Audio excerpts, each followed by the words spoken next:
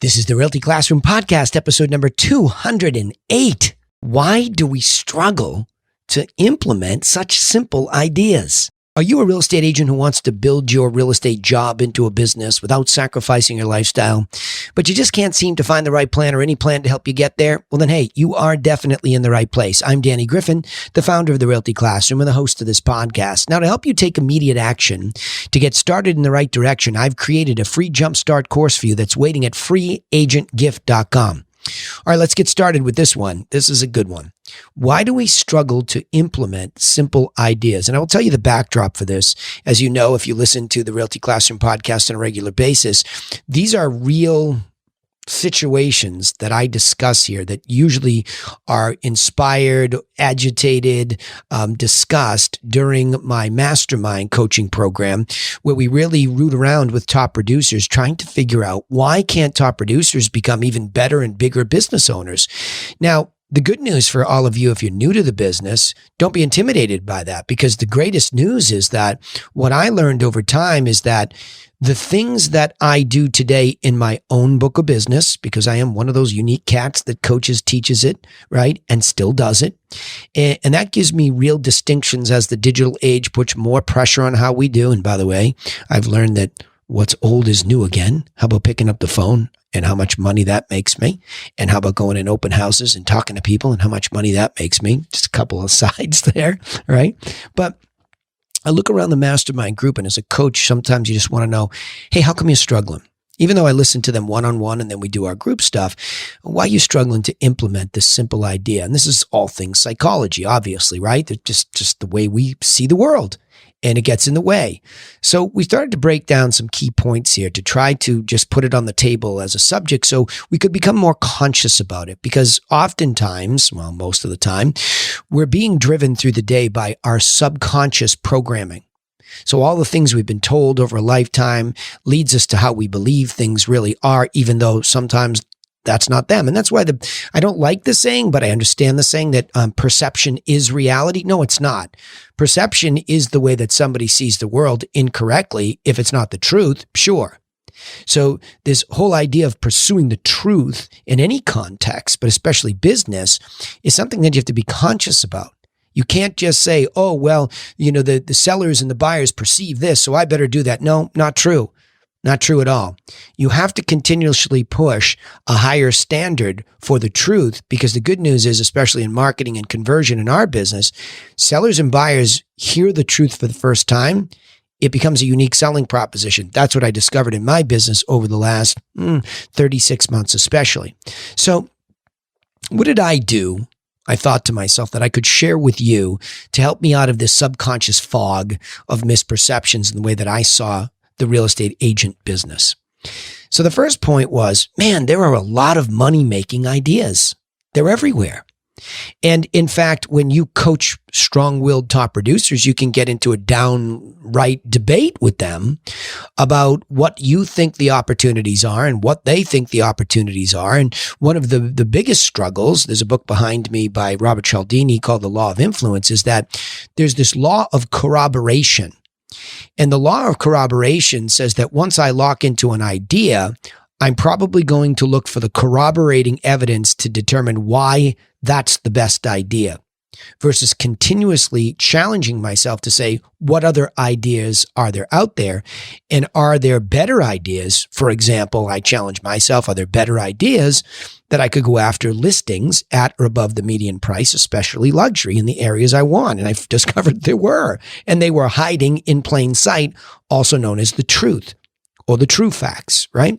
So I realize there are a lot of money-making activities.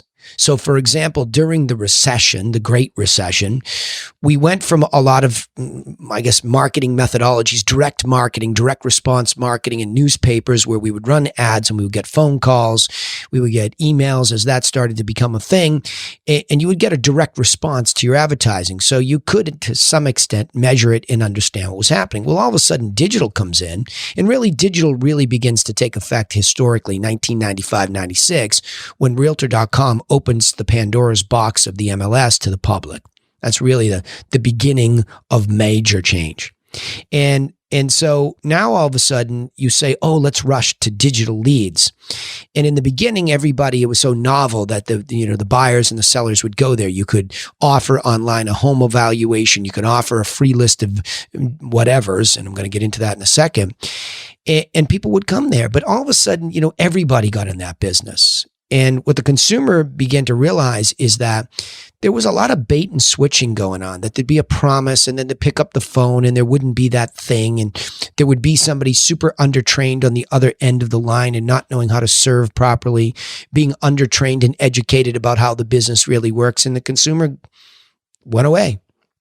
And I think that's when the evolution went away from this forced lead capture, and all of a sudden Zillow and Trulia, and then later on Redfin proliferated by indexing every home, and they became the digital sign call company. So nothing really changed other than that digital played this role to discombobulate the way things were physically, and that a lot of people began to start digitally. But we perceived that as the only way. I mean, we being the majority of people who got sucked up into digital, a lot of smart old school people who were intimidated by digital, and probably to their benefit, they just never embraced it. And they continued to pick up the phone. They continued to visit with people. They continued to build relationships, and they continued to do really well right in front of all of the digitally obsessed people. What I also noticed about digital was that it was a race to zero. In other words, as lead gen companies proliferated, they were just spending gobs of your money as a digital marketer to get any sort of a lead to opt in, and then it was easy to blame you for not converting.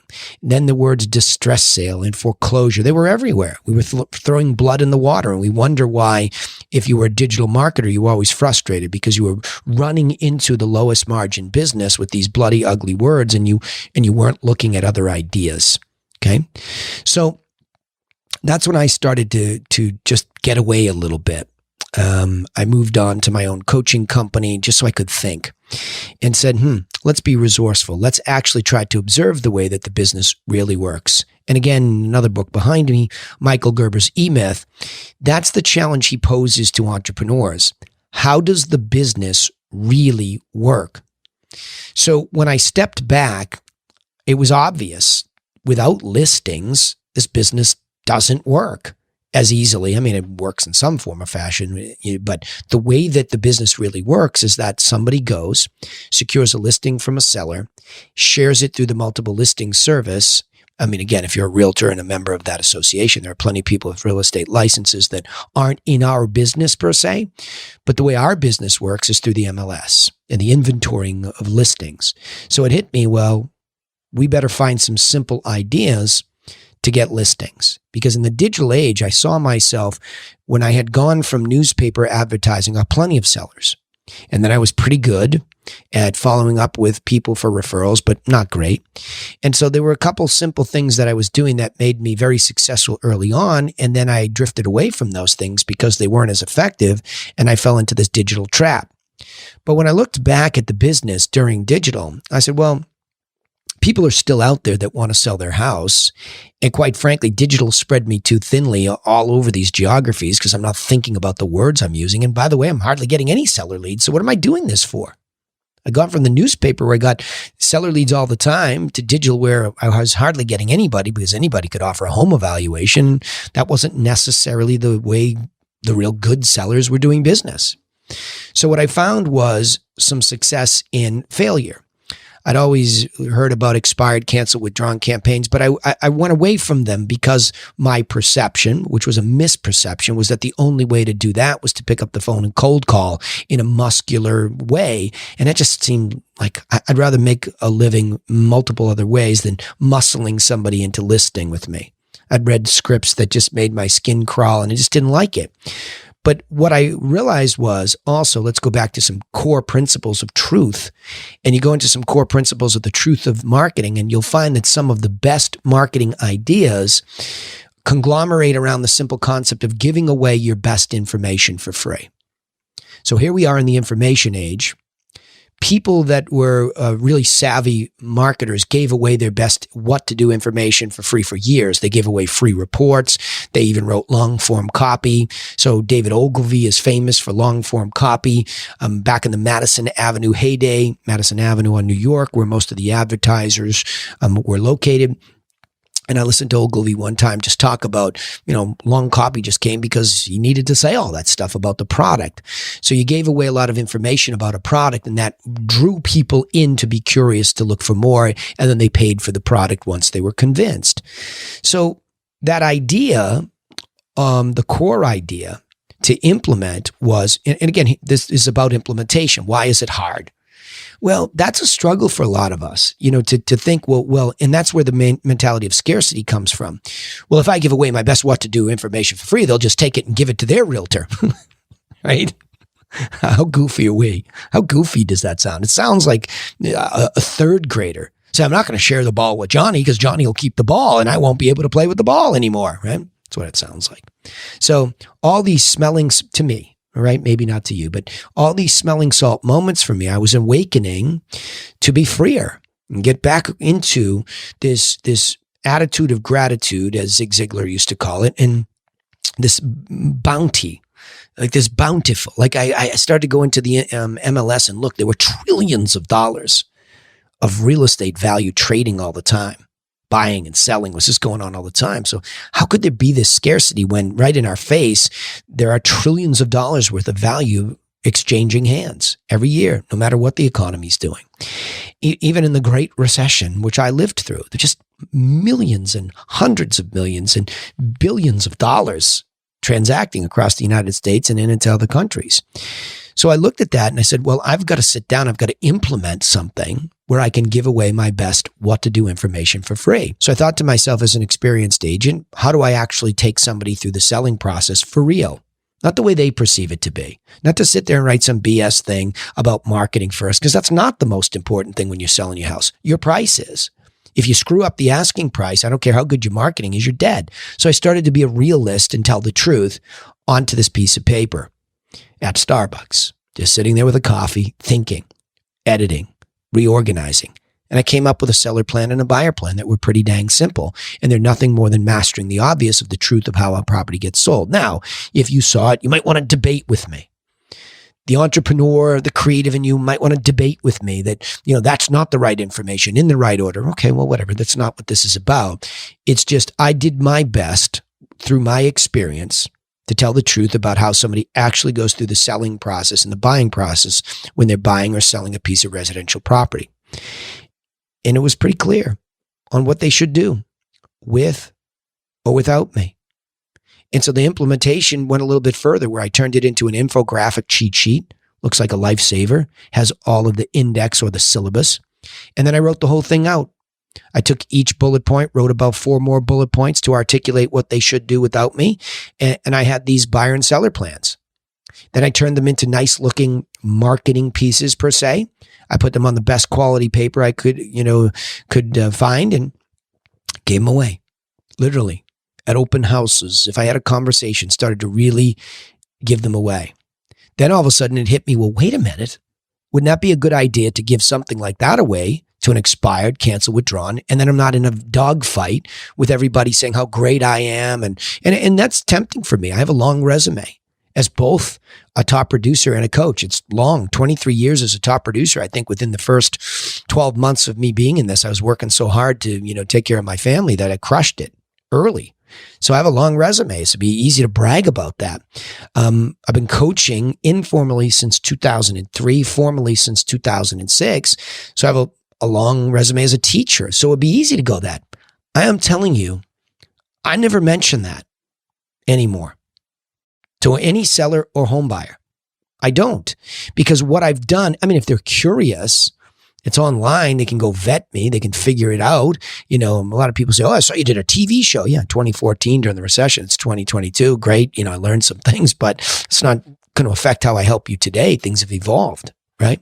So I started to really apply the core principle that I had implemented of giving away my best stuff for free to contexts. A context is somebody has tried and failed to sell. Somebody has tried and canceled in frustration. They've withdrawn because they lost hope. I find a lot of those real human drama stories behind those labels, but I just wasn't going to go into a dogfight and sound like a child and start bragging about resume and I'm better than this person and I have these values and maybe they don't. It just sounded so dumb to me and so juvenile, but I overcame it because I thought and I implemented, right? But it really begs the question, once I started to figure that out as a coach, why were so many of my clients still falling prey to this? And that's why I meet with them, my private clients, weekly, because I know what'll happen. They'll get up in their head, they'll atrophy, and they say, I just can't do this. And it's not true. Anybody can do anything that they decide to do if there's a universal truth behind it, and it actually works. Anybody. So the resistance is what I want to name. I read a great book, listen to it too, by Stephen Pressfield called The War of Art. And it's this war against this creative. And really the creative is you're trying to create, in this case, a bigger version of yourself as a real estate agent / business person. And there's a terrible resistance to that. You can put it in all sorts of contexts. If you want to go really deep into a religious context, you know what I mean by the resistance. It's the very evilest of that side, and it wants you to fail. It doesn't want you to become the greatest version of yourself. But just in a secular conversation, it's a brick wall. And it might just be the way you've programmed your subconscious, and we lose to it on a regular basis, and you have to become conscious of that. So what's the solution to all this? I always have to think pragmatically, because when you start to get into somebody's psyche, their psychology, their self-image, Maxwell Maltz, the new psycho-cybernetics, one of my favorites, self-images can be shaped. They can be worked on, but that's a whole other body of work. So if I were to give you all just pragmatic and non-psychological advice today, it would be that the solution is to decide which idea for you and try to base it in the truth. Don't BS yourself that, oh, for me, that doesn't work for me. That's the voice of the resistance, by the way. Just try to be very objective. If you listen to this podcast, be objective and decide which idea is the best income producing idea. That's how I make my decisions. And I have a healthy debate, with a couple of my people that they believe for them, the best income producing ideas are something other than what I chose first. I mean, I think there's a hierarchy. And I think if you want to be a smart business person, you get the A idea, the B idea, the C idea until and you have to be able to handle all those without hurting the A idea, right? So for me, it was the pursuit of all of these listings in a failed category, because giving away your best what to do information to a failed category, tried and failed to sell, that's a starving crowd as far as I'm concerned. And as a marketer, that's what I'm looking to give away my best stuff for free too. And if I don't get the business, I left the brand a better footprint. Pretty cool, huh? Right? So I decided, like I'm suggesting you do, did that make sense? That the best income producing idea is where you start. And then what do? To fight the resistance? Well, you block on your calendar. I'm a fan of trying to fill up my Google Calendar. You block short time spans to make progress. See, a lot of you get that motivation. Motivation can be largely overrated if there's not really, and I don't want to sound patronizing when I say the why. The why is you want a successful, profitable business in real estate, period. Even if it's part-time, if it's 3, 4, 5 deals. We interviewed a gal yesterday that we're hoping to add to the Griffin, my brokerage. And she said, why part-timers? I said, because that's largely what the business is. Here we go again with the truth. It's easy. The truth is that the average realtor sells 3 properties plus or minus a year. I know all of a sudden NAR is using a statistic they call the typical agent. What does that mean? You took all the people that sold zeros that just bought a license and just throw them out somehow? How do you make that decision? Let's just say what it is. It's 3 deals a year, plus or minus. And it, will have a big atrophy as the economy corrects. But ultimately, if you want to be a good part-timer, grow to a little bit more serious and then a real juggernaut, well, then you just got to start with these small time spans to make intentional progress in the implementation of the best idea that works. Because if it works for somebody else, it can work for you. So let me reiterate these points here. Why do we struggle to implement simple ideas? Well, the first thing is we have to understand that there are a lot of simple money-making ideas. They're everywhere. The next point is the best ideas are actually simple to implement. I proved that by sitting down and writing 2 very simple what-to-do plans for sellers and buyers. The third point is that begs the question, if it's so dang simple, why do we fail and fall prey to the resistance? Why? Got to look at that subconscious, and then you have to come up with a solution to decide which idea is the best income producing idea and block short time spans to make progress. Don't get inspired by this and try to pick a big fight. Pick a small one. Let me summarize it by saying, as real estate agents, we have to understand that there are many ways to identify ready, willing, and able home buyers and home sellers. There's no scarcity. None. So stop acting like there is. And by the way, just a little side note here as I summarize, go into MLS and look at the hundreds of millions sold in your MLS all the time. However, the reality of the real estate agent is that even though we are smart enough, and we are, to understand how a good idea works to produce income opportunities, we just seem to struggle with implementation and fall prey to the resistance. The simple solution is to focus on one idea that has the highest probability of success and create small time blocks where you make progress moving in the direction of implementation. All right, remember, you can take immediate action and get started in the right direction with our free simple business plan that's waiting over at freeagentgift.com. Also, don't forget to subscribe to this podcast on iTunes, Spotify, or wherever you listen. We also post our content on YouTube, so don't forget you can subscribe to the Realty Classroom channel. We'd also appreciate it if you would share our content with other real estate agents just like you so they get the help that they need. But remember this, we sign off the same way every single time. Nobody's coming for you. Absolutely nobody. So go get to work on your business, and we'll see you in the next episode to help inspire you, push you, help you implement, he said today, those good ideas. Okay? Thanks.